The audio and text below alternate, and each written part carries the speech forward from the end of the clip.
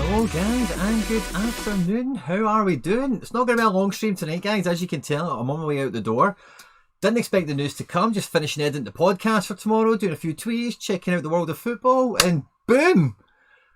New play page where I actually forgot all about it. They did tell us it was like imminent, and you know, first reaction upon seeing the tweet from Sam Deering was like, oh wow, I thought it was like mirror divisions when I seen the whole, you know, the pro and how it was laid out next to each other and all that kind of stuff, but couldn't have been any further from the truth. It's basically just a new, from what I can tell so far, and we'll try and scratch beneath the surface here for a good little wee bit before I have to dive out the door, but it does just look like a facelift. That's all it looks like. So it's just really down to opinions whether you like it or not, really, as far as I can tell. But we'll have a wee scratch about, we'll have a wee play with it, we'll see what we find. If there's anything I miss that you guys have spotted, drop it in the live chat, I'll get it on the video, we'll talk about it.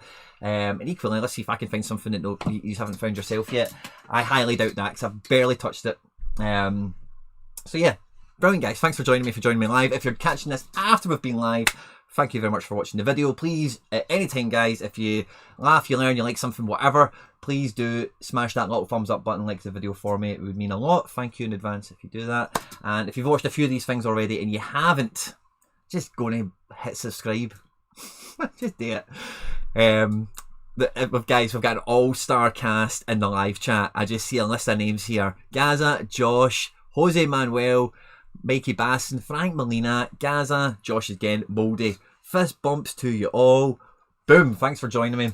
Hopefully we get maybe a wee bit of sneaky peek. No, actually, not the time I'm going to be here for. I was going to say maybe we get the Celtic team before I dive off. That's not going to be happening. I need to get going and get my ticket printed and everything else.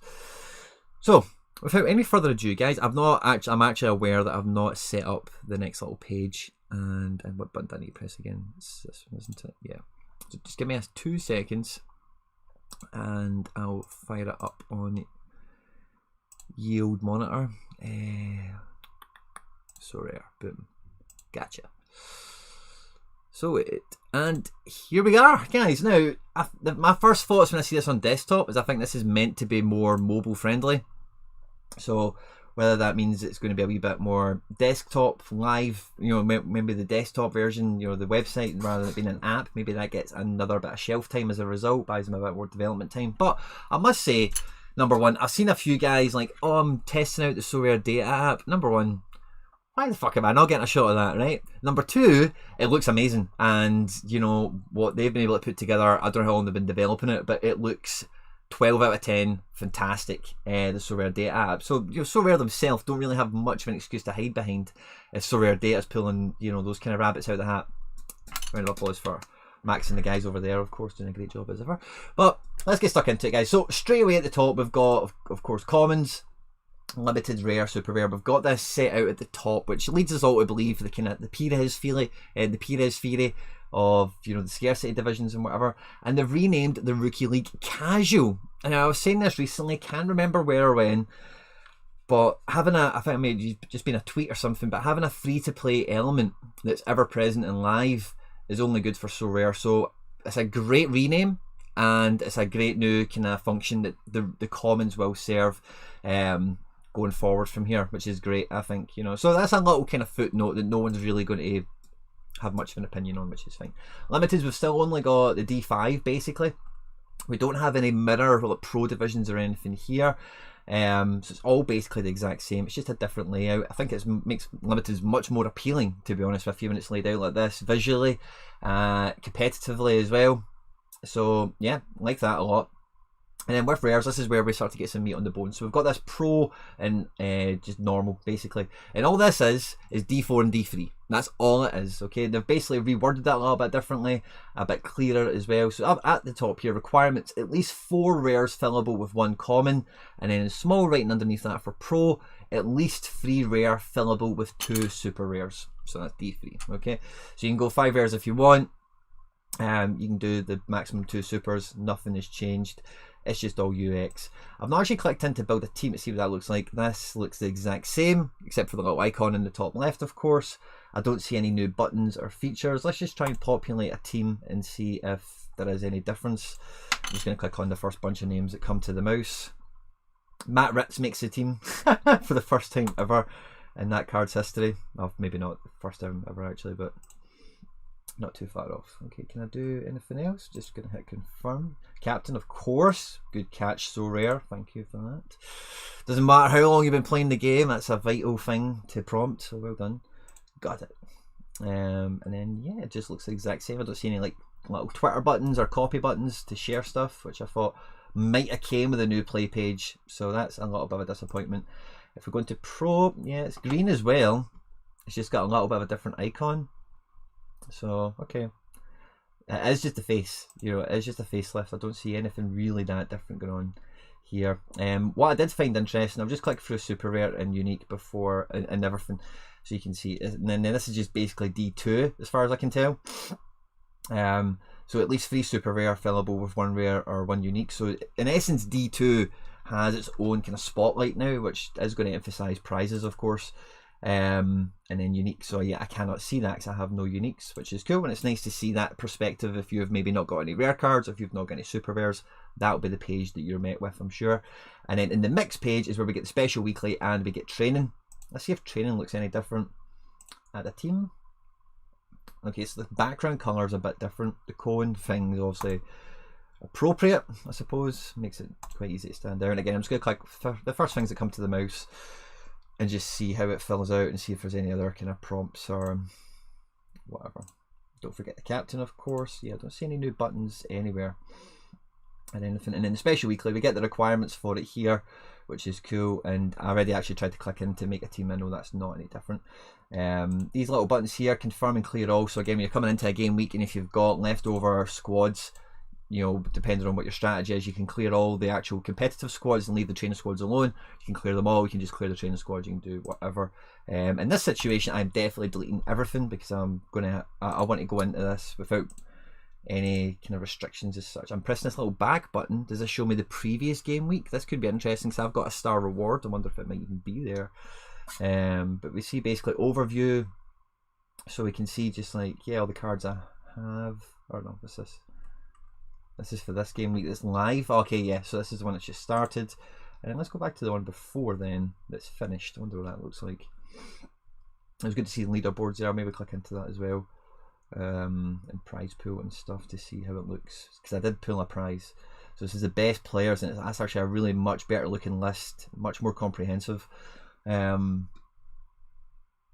Okay, that's, yeah, it's not really much different here necessarily. Let's hit leaderboards. That was the overview page. So in the mixed division, so this is like 701s and stuff like that. Is this where I was? Oh, this is training. Okay, so I don't think we want to see training. Let's check weekly. And yeah, I don't know the relevance of. Oh, yeah, this is just the section of the leaderboard that I was in. Okay, so nowhere near anything. Let's check the rare All-Star Pro, I guess it will be then. I should be in the top 30 somewhere, top 25. So that looks kind of cool with the banners and whatever for the podium finishers. And then where am I? Not really highlighted that amazingly, am I? You know, like if you were to scroll through it, if you're like 120th or something, you could easily miss yourself. Again, like, okay, that could be a bit clearer that there I am there. Or you should be able to just click on me or something and it just goes, you know, finds you. That would be cool. Prize pool, let's see if it shows me anything since I won something. Registered just shows me everywhere I registered and what was available. And this will be really good for comparing game weeks now. It'll be very visually easy to assimilate, you know, the amount of cards available and total amount of ETH payouts, etc. I don't really see anything much different. So we'll go back to the game week that we're in and we'll look at the same tab we were just at there, which is the prize pool. Yep, so we're here now. So it shows us the overview for D4, D3, all the things basically. How many guys are in, the ETH available on the podium, and how many cards are there. Now with the All-Star, which used to be All-Star D4, we get 1.3 plus, because also the threshold payments are here. And again, yeah, when I looked at this on my phone, it didn't say anything about the ETH amount or anything like that. So I don't know if this is where they maybe they're going to move it to pinning it against fiat, if you know Ether's doing the movements it's doing, who knows. Or you know, maybe they're just trying to keep away the crypto thing is visually, you know, because I know they always talk about they just want to use the technology rather than it being like a crypto game. It's to be a mainstream game everyone can play, and the thing that really makes it what it is, of course, is the technology that runs the cards and controls the ownership and all that kind of thing, the IP, etc. So yeah, it's just about using the technology. It doesn't need to be, you don't need to be a crypto person to get in. That's the idea. So visually, maybe it's something to do with that. Who knows? Maybe I'm giving them too much credit. Matches was nice as well, because you get the option of seeing every match that's on, or you see my matches, which is a lovely, nice visual. They actually operated the fixtures like this anyway, and you could just scroll all the way to the bottom and hit all games, and you would see everything that was actually playable. But this is much easier for the novice, the passive user, or maybe anyone who's just never came across that feature to access that, so you can see where the big games is. Bayern Munich, you might not have any Bayern Munich cards, so they're not going to come in your my matches, you know. But if you're trying to weigh up how competitive is Champion Euro going to be this week, you can actually make that decision a bit easier on SoRare. And the thing that SoRare always talk about doing is making their app, their page, you know, everything like the place to go for football information, no matter where your team plays in the world, kind of thing. So that kind of leans into that avenue as well, which is great to see. Overall, you know, it's just a facelift. I said it right at the top. I don't think there is much more here to go on with. They've erased UK from the map of Europe. When auto pick for training, says Josh. First fist bump from down under, Scott James. Good to see my man. Thanks for joining us. Sorry guys, I'm way behind on all the live chat. I'm not going to try and catch up because I do need to get going at some point for the match. I need to get there myself, you know. Ready to go. We're on the road to paradise. I fucking love it, man. So yeah, that's all well and good. I think that's pretty much the size of it. If I missed anything, guys, is there any little quirks or features? That definitely opens up the option to pull a full SR division or a full unique division, etc. Just what Jane Ellis was talking about in his podcast. Yeah, exactly. John's been talking about it. I think Black and Andy were talking about it. I think everyone but me has been talking about the single scarcity division, to be honest with you, because I don't know, I just haven't spoken about it. But I think with what we see here, right, with just the U23 and the U23 Pro, 1,000,000% they can walk into Super Rare and go All-Star and All-Star Pro, and the Pro is minimum 5 Super Rares, you know, like that they can do that if they want. But then they have to have more Super Rare prizes available to the pool, because splitting this pool in half with a mirror division, which is probably the thing I was speaking about on one of my podcasts recently, would involve like halving the existing prize pool, and I don't think Super Rares, the prize pool is plentiful enough at the D2 level like we see here to really make that happen. So where do those prizes come from? Do they come from above? Do they maybe just turn the tap a little bit more? Do they maybe just become a little bit less conservative with the Super Rare prizes, because they're, you know, they must have plenty. They must have plenty. Do they maybe just turn it up in terms of you know, the threshold? Because also there's a lot of pressure on prizes in D4 and D3 level to be good. So if you pull a tier 2 or a tier 1, there's a lot of pressure on those rare cards to be good. And maybe the knock-on effect that we're experiencing at super rare level is that the standard at rare level for a prize from the community is so high that the super rare tiers, subsequently there's a lot of cards that are shelved at super rare level because just the way the algorithm works or the pool works or whatever, maybe it's making some cards dormant that, you know, if you just pump them out, you know, you could just make these things much more appealing.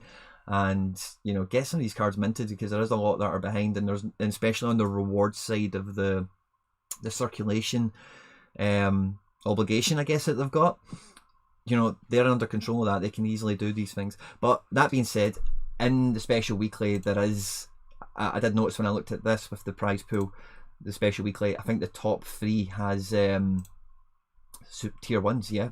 The podium in Special Weekly has tier 1 super rares.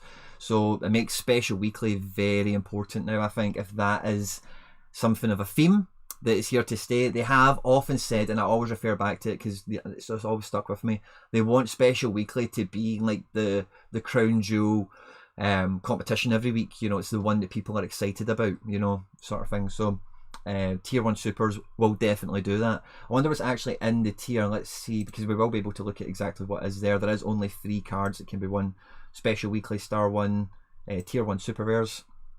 So you would have the potential of winning any of these guys. I don't suspect it's going to be a big pool. It actually is a sizable pool. So there's 3 of you that would go in.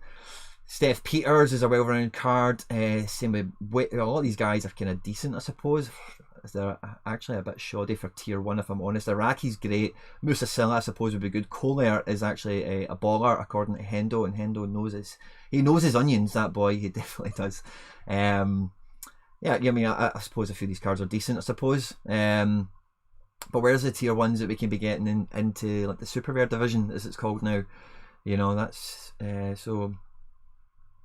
Let's see, All-Star, super rare tier 1, Adan, Ikombe, Nubo, Blind. Yeah, some of these things are a bit better. Dela Cruz, yeah, this is an exciting pool of cards, you know, to be picking from. Joseph, RDT, Joe Powell. This is a great pool to be fishing in, but the question really is how many tier 1s are in the super rare division. So let's have a look at that real quickly, and I'll probably leave these at that point, guys. That's probably going to be my interest totally peaked for a first reaction, unless again I catch something in the live chat that I've missed. ETH prizes in super rare division, please.